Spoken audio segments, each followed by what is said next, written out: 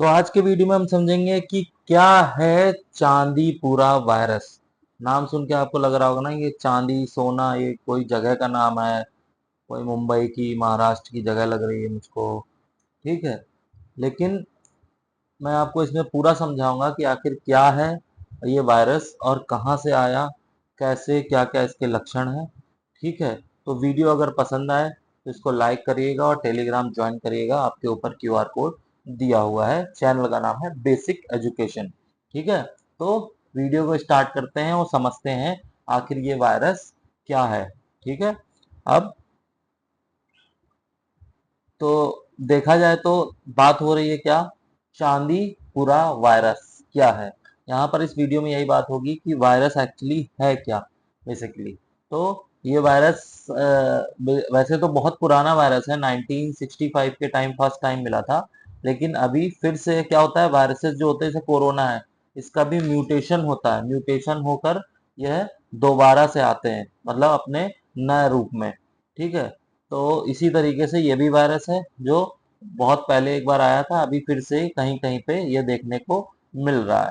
अब समझते हैं इसको। तो होता हुआ क्या बेसिकली कि जो आपका गुजरात है, क्या है, गुजरात है, गुजरात में चांदीपुरा वायरस क्या हो रहा है, अभी लगातार देखा जा रहा है, खतरनाक होता जा रहा है। का मतलब वहां पे देखा गया, ठीक, उसके लक्षण दिखे लोगों में। ठीक है, तो वहीं गुजरात में क्या, एक मौत भी हो गई। किसकी मौत हो गई, एक 4 साल की, इसकी 4 साल की एक बच्ची की मौत भी हो गई। ठीक है, तो जब मौत हो जाती है तो हमारा प्रशासन सरकार ये थोड़ा ज्यादा वो हो जाते हैं, एक्टिव हो जाते हैं। जब तक मौत नहीं होती है ये लोग चुपचाप बैठे रहते हैं कि हाँ क्या करना देख लेंगे, हल्का सा केस है कुत्ता ढूंढने जैसा।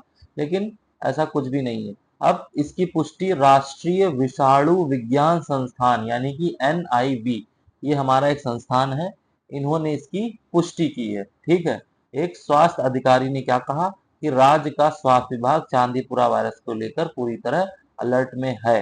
देखा, मैंने कहा था ना, अब ये अलर्ट में है जब एक 4 साल की बच्ची की मौत हो गई। अब यह अलर्ट में आ गए हैं। कौन, एक अधिकारी ने कहा। देखा, अधिकारी का नाम यहाँ नहीं दिया है, तो किसने, किसके अधिकारी हैं, राष्ट्रीय विषाणु विज्ञान संस्थान के अधिकारी हैं। तो गुजरात के जो हमारे स्वास्थ्य मंत्री हैं, जो कौन है गुजरात के स्वास्थ्य मंत्री, यहाँ से ये भी ये सब चीजें नोट करते चलिएगा। इससे आपको ये भी याद हो जाएगा, क्वेश्चन कभी आया कि गुजरात के स्वास्थ्य मंत्री कौन है। तो ये छोटी छोटी चीजें जब आप दिमाग में रखते हैं ना, ध्यान देते हैं, तो आपको याद रहता है, आप एग्जाम में कर पाते हो। तो गुजरात के जो स्वास्थ्य मंत्री हैं उनका नाम है ऋषिकेश पटेल। ऋषिकेश हम घूमने जाते हैं, और पटेल आगे जोड़ देना है। ऋषिकेश पटेल क्या है, गुजरात के स्वास्थ्य मंत्री हैं। कि उन्होंने क्या कहा कि चांदीपुरा जो वायरस है, इसके 14 संदिग्ध मामले दर्ज किए गए हैं। कितने मामले दर्ज किए गए हैं, 14 मामले दर्ज किए गए हैं। इनमें से 8 मरीजों की मौत हो गई। अब आप देखो, 14 मामले दर्ज हुए, 8 उसमें से मर गए, मतलब मौत हो गई 8 मरीजों की। बचे कितने, कितने बचे, 6 बच गए। ठीक है, अब सभी के नमूनों के लिए पुष्टि के लिए पुणे स्थित NIV भेजा गया है। मतलब पुणे पुणे में जो ये NIV सेंटर है, यानी कि ये राष्ट्रीय विषाणु संस्थान विभाग, यहाँ पर इसको भेजा गया है। कहाँ पर स्थित है, ये पुणे में स्थित है। NIV संस्थान जहाँ पर इन सब की क्या होती है, टेस्टिंग होती है, उसको देखा जाता है।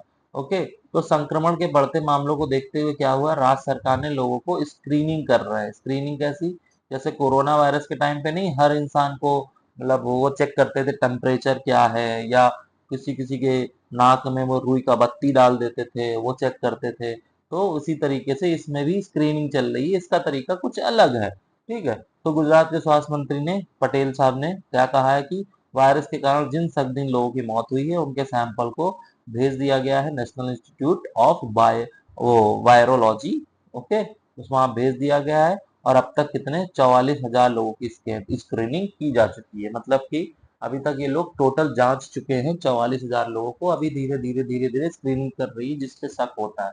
ठीक है, तो इतना समझ आ गया कि क्या है, कैसे है, तो किस लिए इन्होंने ये पहल, मतलब ये इसकी शुरुआत करी, इसकी जांच की, इसके सैंपल की। ठीक है, क्योंकि मौत हो गई, मेन कारण ये है, अगर मैं सीधा सीधा बात करूं तो। नेक्स्ट देखते हैं।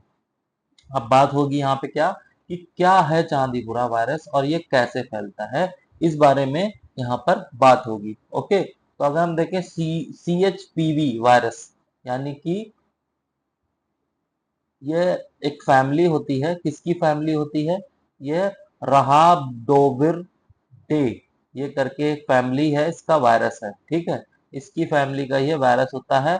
और इस फैमिली में वो वायरस भी आते हैं जिनसे क्या, रेबीज होता है। रेबीज आप जानते होंगे, कुत्ते, बंदर और छछूंदर, आई थिंक, मतलब I am not sure, but हाँ, तो जिन जिन में रेबीज पाया जाता है, जब ये काट लेते हैं तो क्या होता है, रेबीज हो जाता है। तो उसी फैमिली का है यह वायरस। अब CHPV वायरस क्या है, मक्खियों और मच्छरों की कुछ प्रजातियों जैसे डेंगू वाले, एडीज, इजिप्ट मच्छर से फैलता है, ठीक है।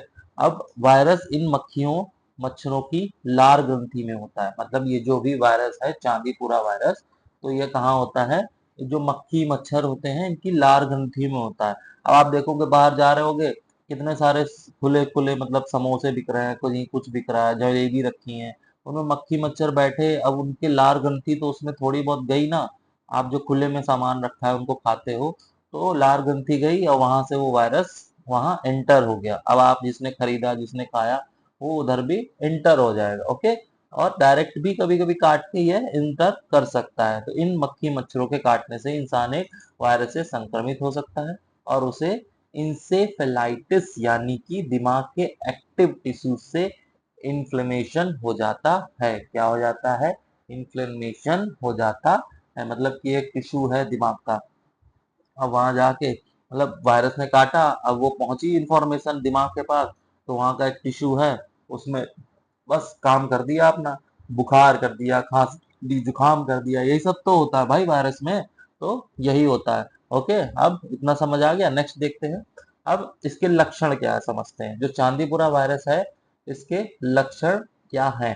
लक्षणों की अगर बात करें तो वायरस के संक्रमण से क्या होता है, बुखार, वही मतलब आपको ये बॉडी में, मैं आपको एक इंफॉर्मेशन देता हूँ, हमेशा याद रखना इस बात को, अगर आपकी बॉडी में कुछ भी इंटरनल होगा, तो सबसे पहले अगर आपको कुछ होगा तो वो फीवर और जुकाम होगा। तो फीवर, जुकाम, सिर दर्द, ये तीन ऐसे सिम्टम होते हैं बॉडी के, जो आपको, कुछ भी आपकी बॉडी में कमी होती है, कुछ भी वायरस आता है जाता है, कुछ भी ऐसा होता है, तो सबसे पहले यही सिम्टम आते हैं। तो इसमें भी यही सिम्टम है, क्या, बुखार, सिर दर्द, शरीर में दर्द, ऐंठन, दस्त जैसे लक्षण देखने को क्या करते हैं, यहाँ पर मिलते हैं। अब इसके अलावा सांस की समस्या हो जाती है। सांस आपकी सांस नहीं, मतलब वो सास ससुर वाली, ये सांस की बात हो रही है, वो ब्रीदिंग, ब्रीथ की बात हो रही है। तो इसके अलावा इसकी समस्या हो जाती है, खून निकलता है, खून की कमी जैसे लक्षण भी सामने आए हैं कई लोगों के। और स्टडीज के मुताबिक माने तो जो ये इंसेफेलाइटिस है, सॉरी, इंसेफेलाइटिस है, इसके बाद संक्रमण तेजी से बढ़ता है। मतलब कि एक बार जब ये मतलब इंटर कर गया, फिर ये चीजें हो गई, फिर ये बहुत तेजी से बढ़ता है। और अस्पताल में भर्ती होने के 24 से 48 घंटों में, ये चीज नोट करिएगा, 24 से 48 घंटों के बीच मरीज की मौत हो सकती है, ओके। तो यह संक्रमण आमतौर पर 15 साल से कम उम्र के बच्चों में ही फैल रहा है, और इस वायरस के इलाज के लिए अभी कोई वैक्सीन नहीं है। आप देख रहे हो, ये आ बहुत पहले गया था वायरस, लेकिन वही है, लापरवाही, ध्यान ना देना। तो ऐसी कोई वैक्सीन इसकी अभी उपलब्ध नहीं है, और ये 15 साल से छोटे बच्चों को फैलता है। तो आपको ध्यान रखना है 15 साल से छोटे बच्चों को, ओके। तो जहां भी ये लक्षण दिखे, नेक्स्ट देखते हैं।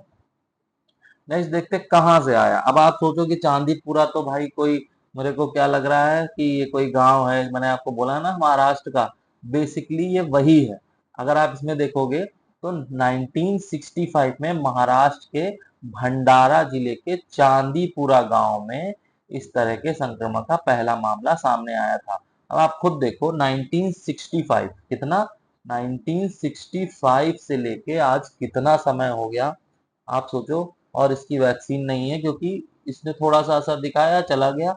लेकिन जब तक हमारे यहाँ ऐसा है, सरकार में, प्रशासन में, उस पे वो देखते नहीं है, उसको नजरअंदाज कर देते हैं। जब तक कोई मरना शुरू नहीं होता है यहाँ पर, तब तक कोई सरकार कुछ भी नहीं करती है। तो इसलिए क्या दिया गया, अब चांदीपुरा गांव से निकला, तो इसका नाम क्या दे दिया गया, चांदीपुरा वायरस ही इसका नाम दे दिया गया। अब कहीं कानपुर से निकल आता तो कानपुर वायरस हो जाता, लखनऊ से निकल आता, लखनऊ वायरस हो जाता, भोपाल से निकल आता, भोपाल वायरस हो जाता। ऐसे ही यह इसका नाम इसके जगह से हिसाब से दे दिया गया, चांदीपुरा वायरस। इस इस पहले मामले की जांच के बाद पता चला कि ये वायरस रेत में रही एक मक्खी के कारण फैला, मतलब जो रेत में एक मक्खी घूम रही थी उससे ये वायरस फैला है। वायरस के कारण दिमाग में सूजन और तेज बुखार के लक्षण दिखाई दिए, जैसा मैंने बताया। और इस वायरस का सबसे बुरा प्रभाव क्या है, 2003 से 4 में देखने को मिला। तब संक्रमण के कारण महाराष्ट्र, उत्तरी गुजरात और आंध्र प्रदेश में 300 अधिक बच्चों की मौत हुई थी। आप खुद देख लो, ऑलरेडी इतनी मौत हो चुकी है, फिर भी तब से अब तक ना कोई वैक्सीन बनी या ऐसा कुछ इसके बारे में ध्यान नहीं दिया गया। अभी मैं बता रहा हूं तो अभी मुझे पता चला है, आप खुद सोचो, मुझे भी इसके बारे में नॉलेज नहीं थी। ओके, तो रिपोर्ट के मुताबिक 2004 में जब ये वायरस फैला था, तब आंध्र प्रदेश के संक्रमण के कारण आंध्र प्रदेश में कितने 78% मृत्यु दर रिकॉर्ड किया गया था। ठीक है, तो इसके बारे में मैंने समझाया क्या है, कैसे है, कहाँ से आया है और कितने लोग मर चुके हैं, वैक्सीन नहीं है, सारी चीजें आपने पढ़ ली इसमें, इस वीडियो में। अगर वीडियो पसंद आया हो इससे रिलेटेड जो भी नाम है आपका, चांदीपुरा वायरस, तो वीडियो को लाइक, शेयर, सब्सक्राइब करना बिल्कुल भी मत भूलिएगा। मिलते हैं नेक्स्ट टॉपिक के साथ अगले वीडियो में।